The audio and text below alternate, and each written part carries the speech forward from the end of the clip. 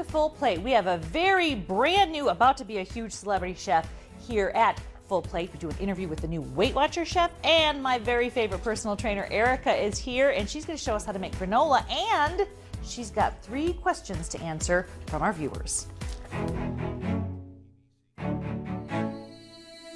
It's like I'm seeing all the blue skies, and I'm walking on the air tonight. It feels so right, and I'm glad you're here. Glad you're here. Rebecca Rainier. Welcome to the program. This is Full Plate, and just like the song says, I'm so glad you're here. I'm Rebecca Rainier. I got a really cool opportunity just a few days ago. I don't know if you watched The Chew, but they did a several-week-long contest with professional chefs. They had 6 chefs, and all of them were vying to be the very first Weight Watchers chef. I know it's hard to believe we've never had a Weight Watchers chef, but Weight Watchers decided they wanted to have kind of an expert of their own to help make the meals just that tasty, good for you kind of thing. So after several weeks and a very serious competition, they chose Chef Ryan Hutmaker. He is the brand new Weight Watchers chef. And again, we had an opportunity here at Full Plate to talk to him about how he won the competition and how he's going to make his mark at the Weight Watchers chef. Well, first off, congratulations. Thank you so much. So it was a tough competition. A very tough competition. I was one of 6 finalists selected across the U.S. to represent the idea that healthy and delicious are attainable together. And out of that competition, I came out on top. So it's an amazing experience. And now, as the Weight Watchers chef, what I get to do is dedicate my time to bringing people back into the kitchen and to teach them that eating healthy isn't about deprivation, it's about opportunity, and opportunity to do fresh food prepared conveniently. And this has Rebecca, been your let's face career, it, right? You really, this is what you've been committed to. It's been my career. So I've been committed to it for the past 9 years. And what's the key? I mean, what are some of the things we keep in mind when we get in the kitchen and turn something from what our comfort food to something that's maybe a little healthier comfort food? Well, you know, cooking is an essential tool to weight loss. And some of the things that I really like to hone in on are flavor, convenience, and presentation. So if I can kind of show you here, I have a couple recipes that I designed specifically for the show that had specific points that were for the Weight Watchers program. So in this Comfortlicious cornbread pot pie, it's about 8 points. This is full of a full serving of vegetables, has some chicken, and it has a beautiful creamy sauce on the inside, and there is a crunchy texture with this cornmeal topping.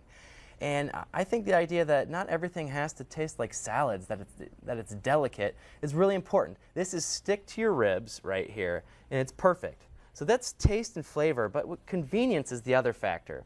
And in particular, this dish actually helped me win the show. I'm really excited about this one.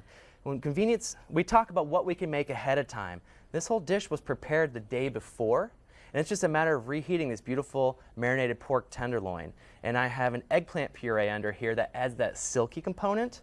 And having a sauce, I think, is so essential to making people feel satiated. And with that, I have a beautiful tabbouleh salad that has a nice chewy texture to it with some fresh vegetables.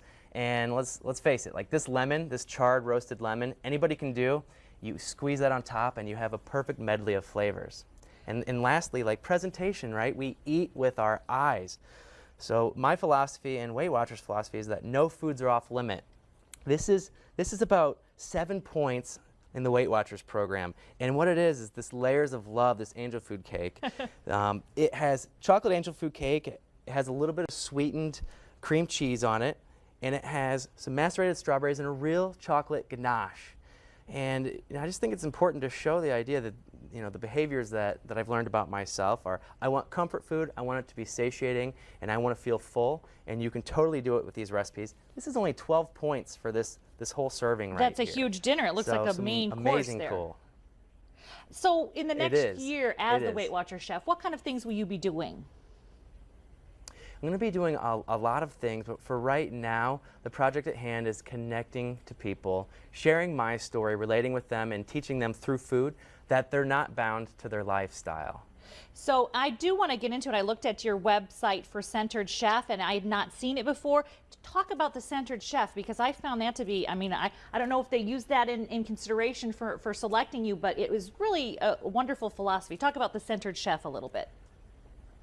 I created my company Centered Chef about 9 years ago, and what my team and I focus on doing is integrating nutrition into social and educational experiences. So from weddings that have nutrition-centric food to team building events. And I think that made me a really great competitor in this competition, because I understand why people need to change and transform their lives. And I've done that in my culinary studio in Chicago, and now I get to take that, what I was doing in Chicago, on a national level, and I just can't tell you how exciting it is. I do the food and I teach people about this, and Weight Watchers in tandem is the perfect partner because they support people in their own journeys with their programs. It's just a really cool 1-2 punch. It's a great combination. It sure is. And I do believe that as you get control of your health, I mean, people say, I don't cook, but when you're getting control of your health, you do have to, even if you're not doing it yourself, you do have to learn. So the education component is really important. What are the things that I should be eating, and how do I make them in my life enjoyable? Absolutely. Well, I believe that there's benchmarks to healthy eating, and whole grains, healthy fats, lean proteins, colorful produce, and incorporating those fresh foods into your lifestyle. The more that you prepare at home, the more you know of what you're putting into your body. And connecting people to where food came from and how it can benefit them is really what I'm really passionate and I'm pretty good at. You're good at. Okay, so here's a question. What's your favorite sweetener? We always debate, should we be doing artificial or just less sugar? As your professional opinion, what is your favorite way to sweeten things? Because we know we have that sweet tooth. My professional opinion is that I like to keep it real. I like to keep it real, and I think less is more. So whether it's honey or whether it's sugar or agave, that's the way that I like to sweeten things. See, that's good. There is a debate. I don't know. Do you relate to that? I relate to that. I used to do a lot of artificial sweeteners, and I don't think it's the right thing. I do think the more real you get, the more natural you get. A little bit of something real goes longer than a lot of something artificial. Absolutely. I totally relate to that too. Great. Okay, so what's next for you? You're going to be working with Weight Watchers and consulting, and will we see you around? Because you know, we connecting the brand to the chef, and that's like something that, oh, there's that guy again. What's he talking about? You got a lot of fun things to do for Weight Watchers? I think it's going to be an exciting year full of some really great travel and connections, real connections with people. So from going to Weight Watchers meetings to maybe doing cooking demonstrations and being able to do amazing things like this interview right now. I think the possibilities are endless, but really I'm going to focus in at the work at hand, which is doing what I do and teaching. So.